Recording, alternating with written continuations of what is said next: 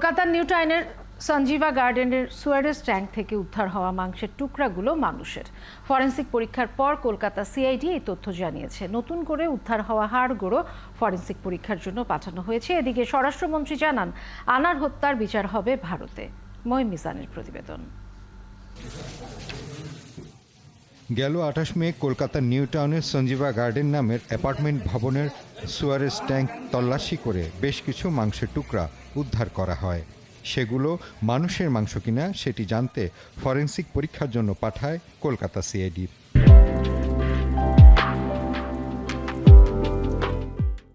দীর্ঘ পরীক্ষা নিরীক্ষার পর জানা গেছে সেগুলো মানুষের দেহাংশ। তবে পরিচয় জানতে এবার ডিএনএ পরীক্ষার অপেক্ষা। এর জন্য আনার স্বজনদের শিগগিরই কলকাতায় যাবার কথা।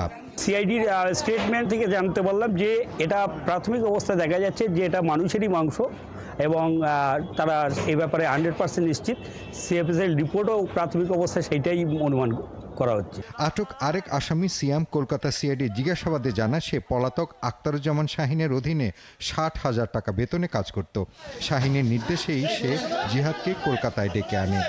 আনারের দেহাংশ লুকাতে অস্ত্র, প্লাস্টিক, ট্রলি ব্যাগ কিনেছিল নিউ মার্কেট এলাকা থেকে। কৃষ্ণমাটি এলাকার খালে আনারের হাড়গোড় ও মাথা ফেলার তথ্য স্বীকার করে সে।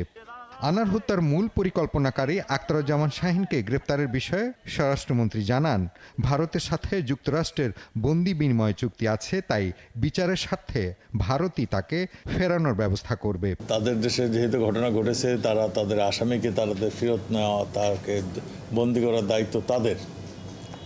আমি যতটুকু জানি ভারতের সঙ্গে বন্দি বিনিময় চুক্তি যুক্তরাষ্ট্রের আছে। সেই ক্ষেত্রে হয়তো সেই সুবিধাটা আমার মনে হয় ভারত সরকার পাবেন। হত্যাকাণ্ড যেহেতু ভারতে হয়েছে, বিচারও সেখানেই হবে বলে জানান স্বরাষ্ট্রমন্ত্রী। যেখানে ঘটনা ঘটেছে সেখানে একটা মামলা হয়েছে, সেটা হতেই হবে। আনারকে হত্যায় ব্যবহৃত অস্ত্র বাংলাদেশে গ্রেফতার হওয়া ফয়সাল তথ্য জানে বলেও কলকাতা সিআইডিকে জানায় সিয়াম। মহিম মিজান, ৭১, ঢাকা।